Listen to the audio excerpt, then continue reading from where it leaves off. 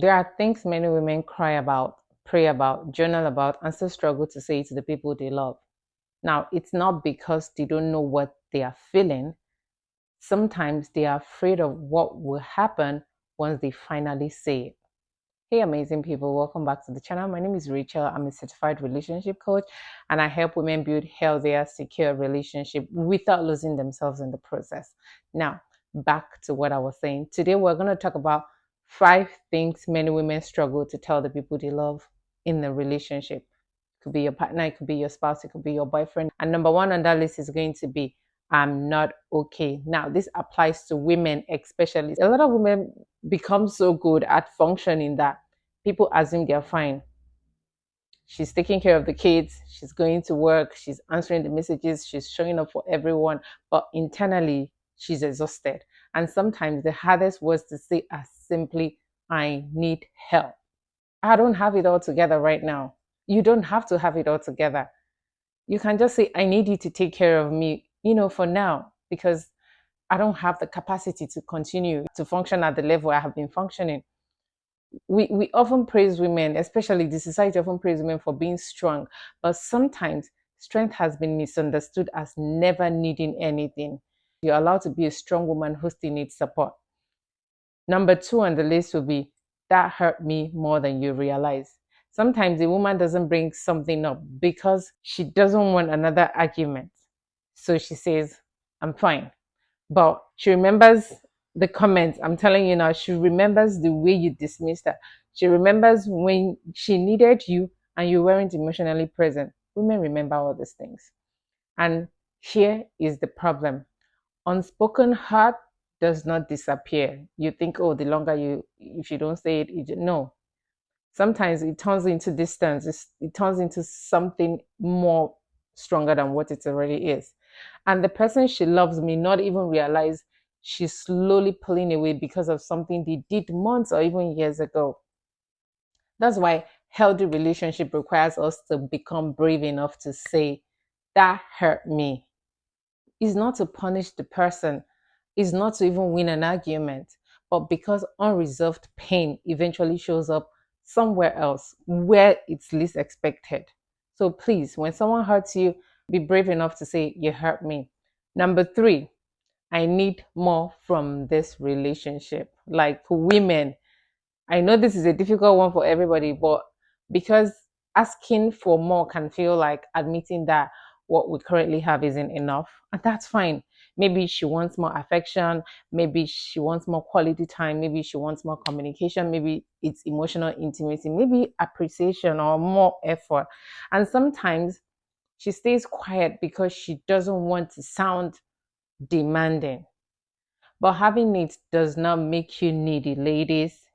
You can have a need, and that's totally fine.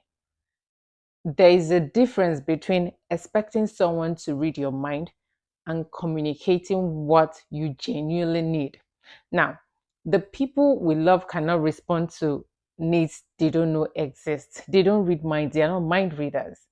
So you need to open up and tell them what you want. Number 4, I'm changing or evolving. Sometimes the woman you're today isn't the woman you were 5 years ago. Your priorities have changed, your boundaries have changed, your understanding of yourself has changed drastically. What you tolerated before may no longer be acceptable to the new version, the version of yourself right now.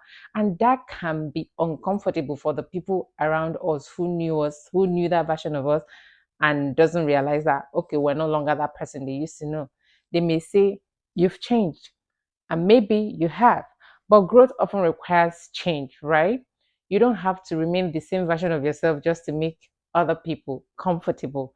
The goal isn't to become difficult. No. The goal is to become honest. Become honest about who you're becoming.